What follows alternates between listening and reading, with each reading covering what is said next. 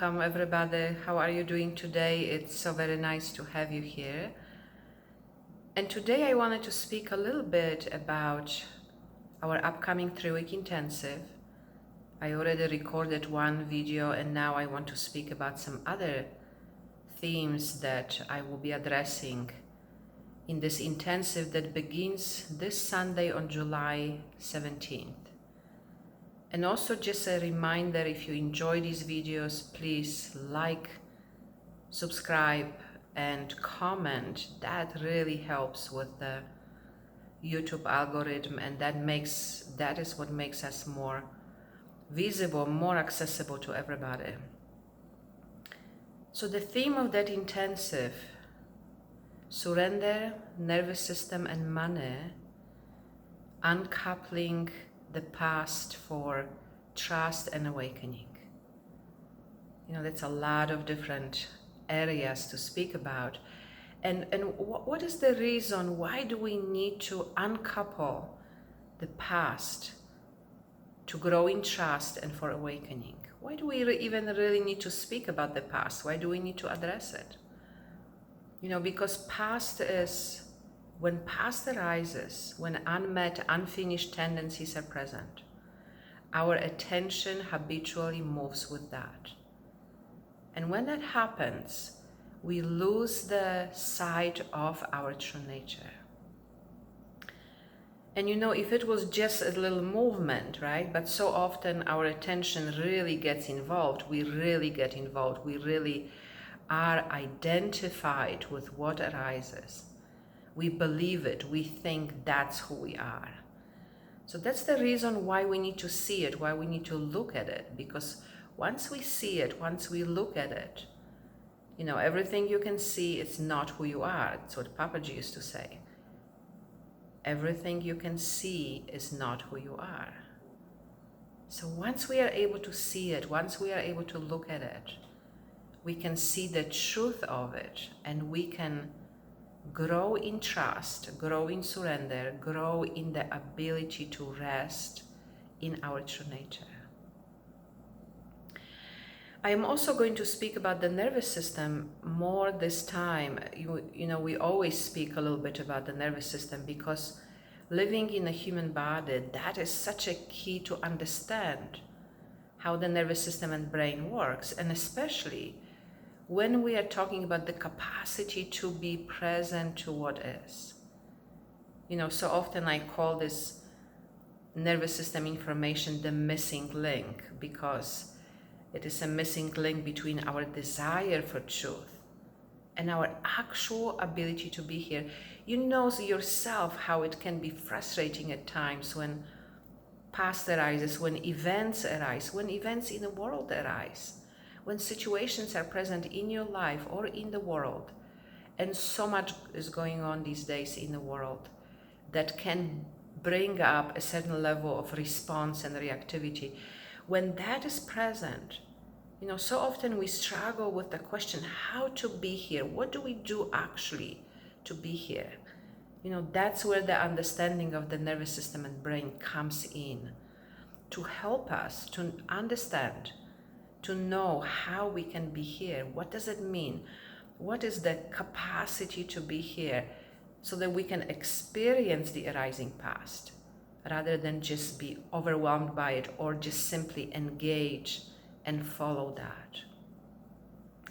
But today I want to focus a little bit more on one of the aspects, which is realizing the origin of all experience. You know, habitually we follow what arises. Our attention follows what arises. Habitually we get involved with the content, not just with what arises, not just with the object itself, but also with the content, with the meaning of it. And in that involvement, we lose the sense of the origin of all experience. You know, as we identify ourselves as this body, we naturally, obviously, are going to, and so we identify ourselves as an object, right? We naturally are going to perceive other objects as well. And that is going to be our attention instead of focusing on the substratum of all experience instead of focusing on presence, on our true nature, that is already always here. You know, Papaji used to use these examples of, like, for example, the blackboard. When somebody is writing on a blackboard with a white chalk, we tend to focus on the white chalk, on the letters. We forget about the background, the blackboard, the substratum of all experience. He also used to say, you know, like gold jewelry. When you look at jewelry, you see bracelets and rings and chains. You forget it's all made out of gold. You forget its fundamental nature when we over-focus on the form. So I want to, you know, examine that because, you know, sometimes the mind, you know, comes in and objects to these things. What is the origin? You know, what is the origin of light? Electricity, where does electricity come from? It comes from the power plant. Where does the power plant come from? And so on and so forth and so forth. And if we really take it back, you know, even the mind at some point, even the logic has to surrender. You know, it has to surrender to that recognition that ultimately the origin of all experience is presence, our true nature. So a couple of practical, you know, things right now, a couple of things we can do practically together. Just take a little object, you know, I have a pen here. Take a little object, anything that you have lying around, and hold it in your hand. And first notice the shape, the, you know, the texture, the, you know, it happens to be round and hard, this little object here, but whatever it is, just notice that. That's the mind and senses describing that object for you. Now, what would happen if you wouldn't use the mind? What would happen? And you might want to close your eyes for a moment just to go more in, you know, drop in and not move away from the mind, from the senses. And when you are not using the mind, just take a moment and really sense into that hand and the pen that you're holding. And without using the mind, can you tell where the hand ends and where the object begins? Without using the mind, can you tell where the object ends and where the hand begins?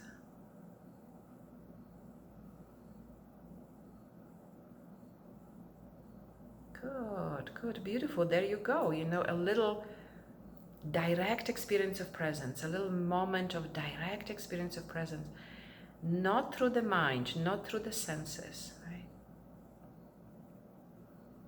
You know, another little practice that we can do right now, a little experiment.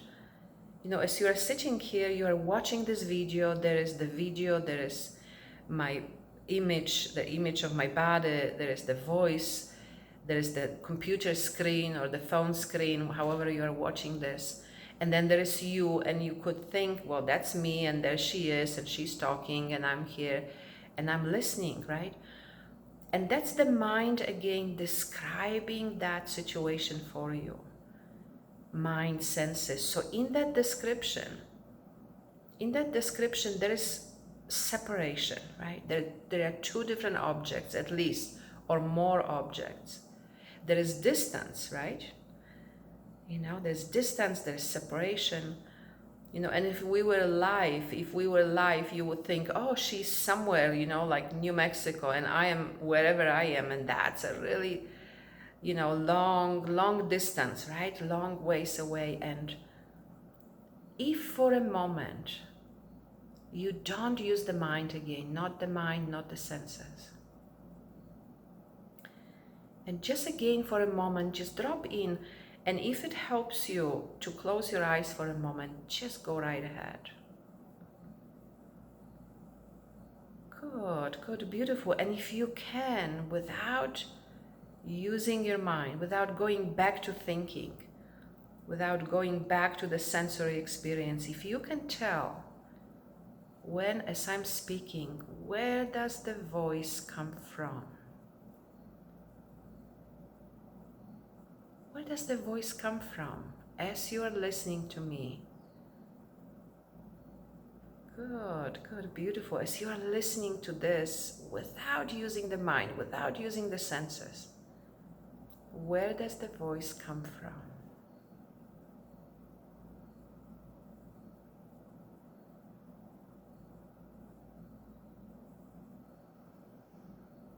Good, good, beautiful. Such a beautiful, amazing, powerful, direct experience of our true nature. That is that substratum from which everything arises, and you can always come back here, and we can trace the origin of everything here. So it's very powerful. You might begin to ask yourself that question: when past is present, when challenges are here, when experiences arise, when situations are here, in your life, in the world, what is the origin of this experience?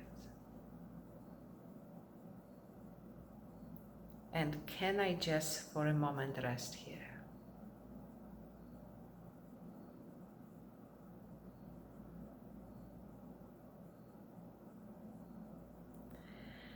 So join me starting this Sunday. Students that are new to me come for free this first week. And everybody else, I hope you can come for all 3 weeks. And I'm looking forward to our time together.